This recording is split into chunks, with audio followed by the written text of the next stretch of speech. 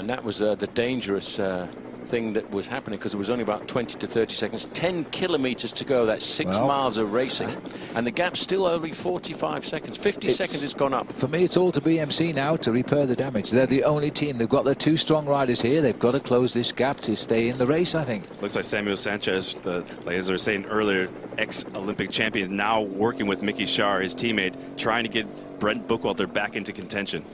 But the leading group of 4 are coming back onto the terrain that suits certainly 3 of them a lot. Lachlan Morton, who's sitting on the front, Ian Boswell, great climber in 3rd position for Sky, George Bennett, a very good climber, and the man with the power in this group. I think if this breakaway succeeds to the end, I mean, I think I'd probably put my house on the man in the white jersey, Rafal Majka, to get the stage. Yeah, I'll put my house right next to you. Well, from these 4, the one who wins takes over the race lead. And it, to the moment, favours Bennett, because he's picked up 3 seconds bonus over them on the ride. But we'll see. And don't write off Lachlan Morton. No, you can't. Christian actually predicted that he was going to go up Mount Hamilton in a crazy fashion and look for the breakaway, and he lived up to our expectations.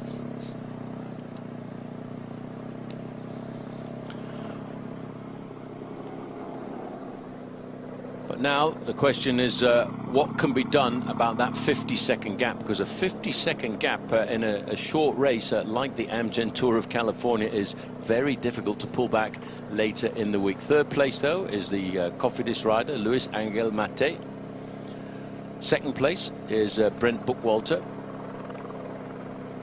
And this is Sammy Sanchez. I'm just having a look towards the back of that group to see if I can spot Mickey Schar anymore, but they're running out of a bit of firepower here. You can see on his knee there of Sammy Sanchez a lot of black bandaging. Well, that's because he had a really nasty crash in the Tour of the Basque Country. It looked as if he was on his way to winning the stage there, and he came down very hard. He managed to fight back to get himself ready for Liège-Bastogne-Liège. And the gap's starting to go up. We could see the laying down of the foundations for a possible victory for one of these 4 riders in this race when we get down to Pasadena at the end of the week on Saturday. And they still look like they've got the firepower. You can see the way that they're pedaling. The fluidity is still there. They've still got a nicer high cadence, not rocking and rolling their bodies and struggling with the gear. But that gap is just hovering 40 seconds, 50 seconds.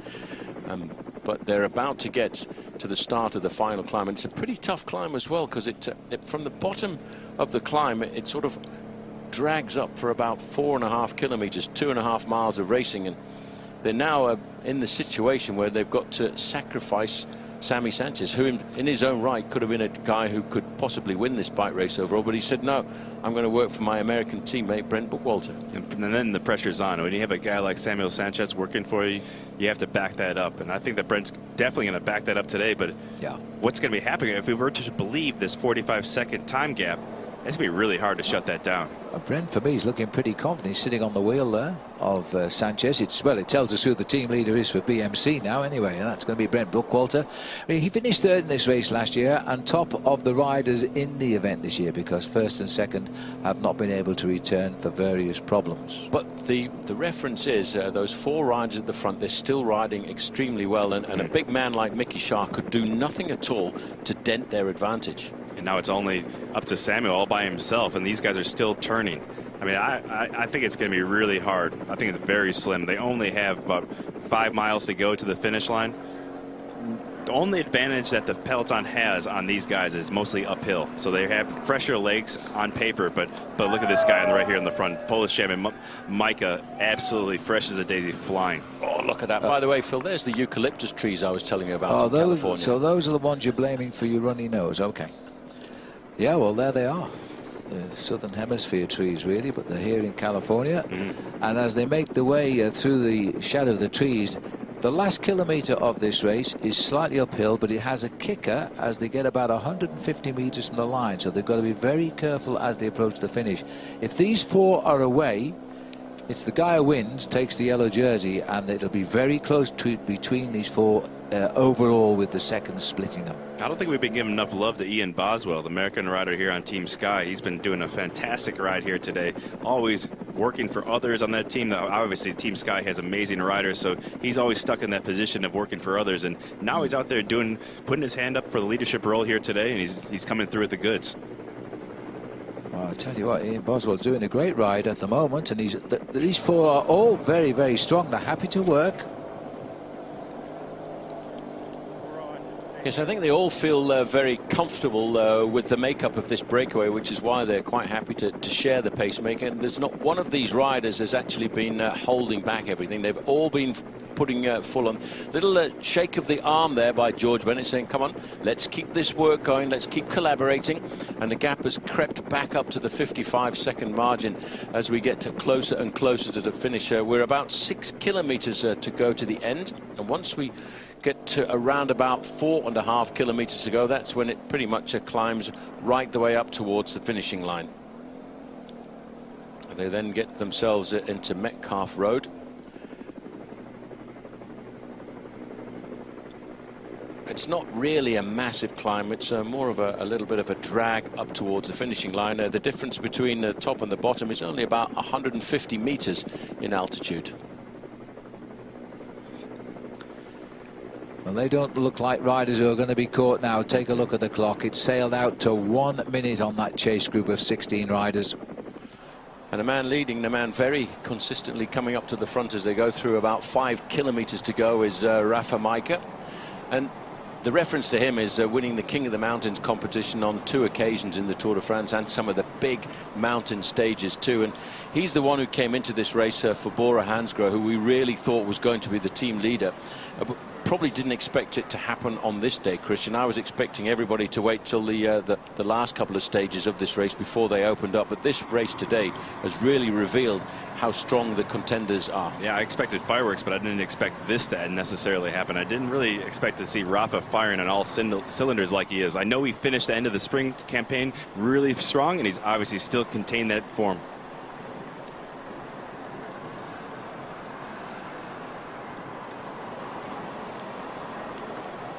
So as we look at the leaders up here, it's a minute gap now, Jens. How do you see it going?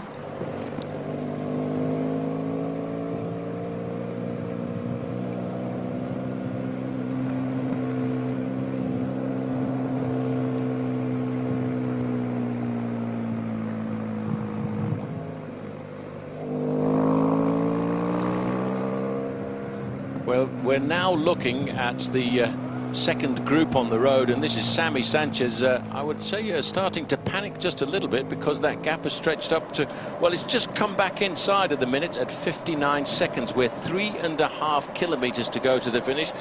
It is a little bit of a sticky climb, and the hardest gradient for the 4 leaders is once we start to get into the last kilometer, and then it climbs right up to the finish, and once they go over the top they can look right down onto San Jose in the valley. Bookwalter in second position.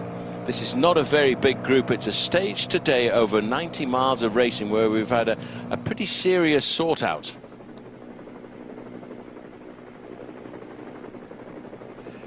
Well, these 4 riders out front now. They're just over 2 miles from the finish. It's a tricky little climb, but it's not a backbreaker like they've been over all day. But they're going to have to judge their finishing sprint. It's a little bit of a kicker towards the line. It is. It's really in the final kilometer that they'll meet the worst gradient of this climb when it starts to kick up to not very much more than about 6.5%. But it's the judging the sprint to get over the finishing line. And in the past we saw Peter Sagan get himself the win from a small group. But today has been a much different stage than it was back in 2015.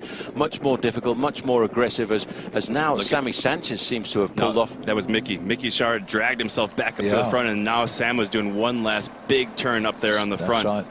And I would agree with Jens. I mean, you have to be all in. You have these little drags go up to the finish line. You have to just attack. Your teammates have done so much work trying to minimize this gap. You have to go all in, all the way to the finish. Now what's Talansky thinking here? Number 31, he's sitting on the back wheel there, the Bookwalter. They're going to have to go and try and get any seconds back they can salvage from the finish now. They're inside 2 miles to the line. Sanchez has done all he can for Team BMC because along with Cannondale, they could be the losers today.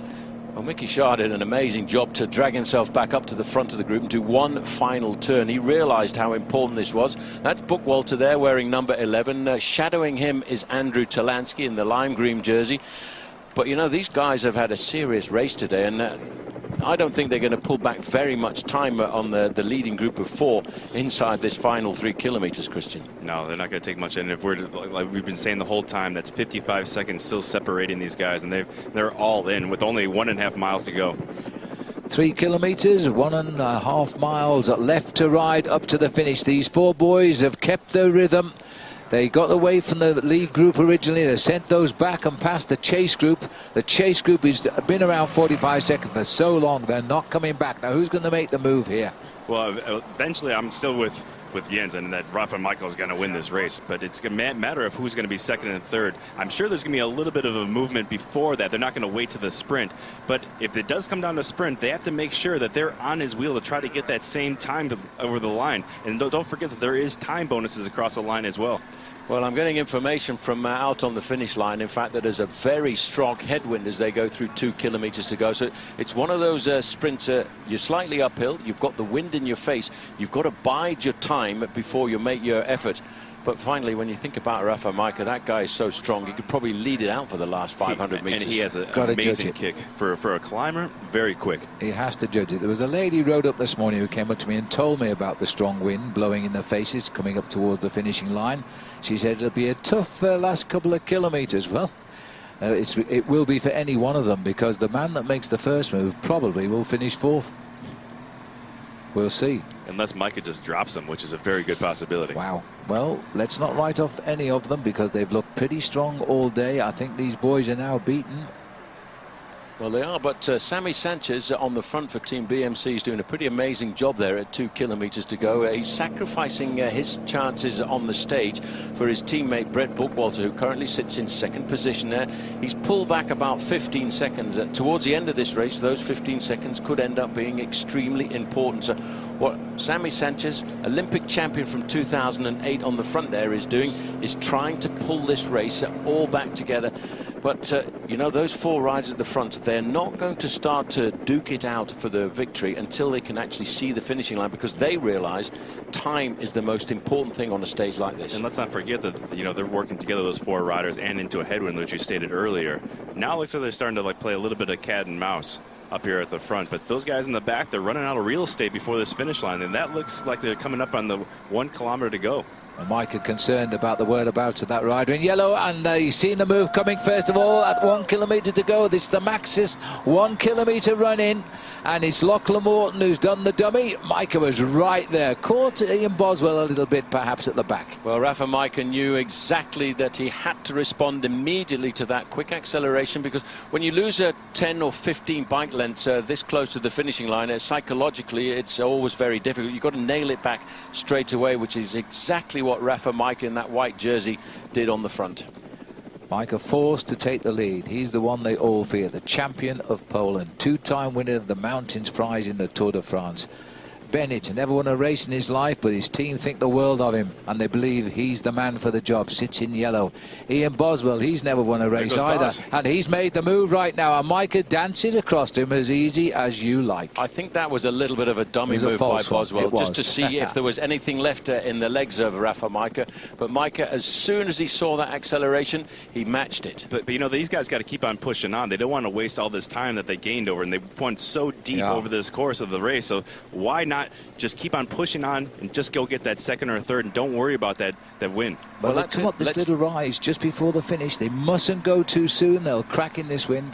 Well, that's right, Christian. It's not that important to get the yellow jersey today. It's a bit more important to get the yellow jersey towards the end of the week. Yeah, you want on Saturday. You don't want to flush all this time down the toilet. There goes Lockie, right to the right-hand side. Lachlan has gone. Lachlan Morton, who believes he's the king of American cycling, and he raced for Jello Belly. He won all the major races, never won this one. He's now on a World Tour team, which is based in South Africa. Majka's the first to respond. Bennett, perhaps a little bit sluggish, I'm not so sure. The only he's going now, Bennett. Bennett's gone. And now they've got to react again. Can Lachlan raise it once more? He's going to give it a go. Majka's going. Well, look at Majka. He just waited to see whether or not Lachlan Morton was going to respond. And once he saw that Morton wasn't getting out of the saddle, he's got to do this on his own. He's come up to the slipstream of George Bennett there, and he holds back. And now it's Ian Boswell trying to come back. They're not too far away. You can just see the banner now in the finish line. Bennett's gone too soon. He's made a classic mistake here, I think. He got a bit excited. Majka's watched everything. He's looked very casual. He's going to have to go from the front now, Bennett, and through the inside. Majka's got it. This guy's cruising. And this is going to be a yellow jersey, but there'll be a final kick from Bennett or not. It's still a little way around the corner. That's the little kicker. Majka is coming up, and Bennett has no... Oh, he's taken him a bit wide, but it's okay. And it's all over. Rafal Majka, you better not ease up yet, Rafa. He gets it, but it's a bit touch and go. Third place is going to be to... Watch out for Boswell there. Boswell gets third, and it looks like Lachlan Morton gets fourth. A yellow jersey. But Rafal Majka, now he's going to defend it. Well, that was a bit touchy, Paul. I think it was a little bit twitchy there. Rafal Majka, I think, opened up the sprint. And this is Robert Hessing now coming up to try and get himself fifth place on the stage. And right on his wheel is Brent Buckwalter.